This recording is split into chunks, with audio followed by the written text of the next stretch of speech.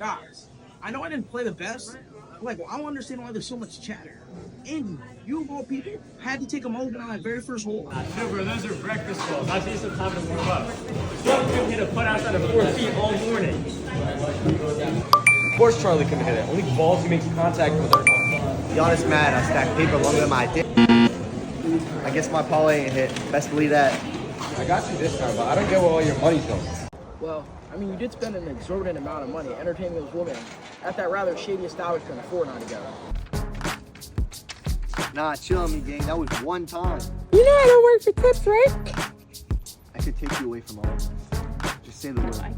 You also insisted on sitting front row at that Subway Series game. Those tickets must have cost a fortune. Does it again. The middle Francisco Lindor gets there. Chuck, I don't understand. What budgeting techniques are you using? Do you even know what your burn rate and monthly income are? My metabolism is fine, bro.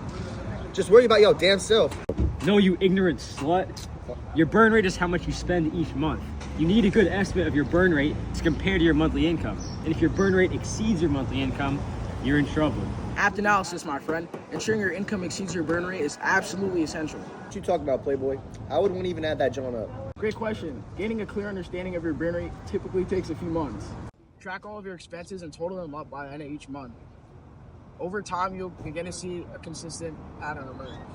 However, it's important to exclude large one-time purchases like buying that new laptop or annual tuition payments. Those payments might distort your monthly spending habits. Word up, brother. So only track my regular expenses? Copy that. Hold on, that sounds helpful, but how much of my monthly income should go towards major spending categories? I feel like I spend too much on things that I want and not as much on things that I really. That's a great point, Noah. I had the same problem until I discovered the 50-30-20 rule. I always keep it 100.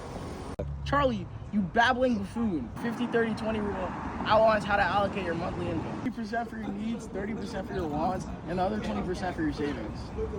Alright, so what's I need, like pay my bookie or something? No, bro. This refers to the essentials required for basic functioning in daily life. Genuine non-negotiables like groceries, rent, utilities, transportation, and healthcare. In my case, that includes child support. Wow, that really makes sense. So then I'll just cut down the things that I don't really need to 30%. Absolutely. Your wants are discretionary spending. Things like purchasing stylish clothing, subscribing to streaming services like Netflix, traveling, or treating your significant other to a lovely night out. These are things that enhance your quality of life, but aren't essential for survival. I get what you're saying, player. But for that last 20%, how do I actually save it? Do I just box that later? You're saving, yeah, but that doesn't mean your money can't work for you. You can put it in a retirement fund like a Roth IRA or a 401k, or you can invest in an investment fund or an S&P 500 ETF to grow your money over time. Compound interest is the 8th wonder of the world, after all. The key is to invest your savings early, and you'll have massive compounding returns over time. The earlier you start, the better. That's absolutely true. But be sure to use a portion of your savings to create an emergency fund. You never know when life might throw you something unexpected your way. It's reassuring to have a financial cushion for those moments. It would have been real nice to have some money saved away last year for my... Anyways, I feel like this is all good info, but in all honesty, how do I stick to this? I find myself having struggle committing to this, like not just for a month or two. How do I make budgeting decisions that last longer than that? I'm glad you asked. To truly master the art of saving, you need 2 key elements: accountability and gamification.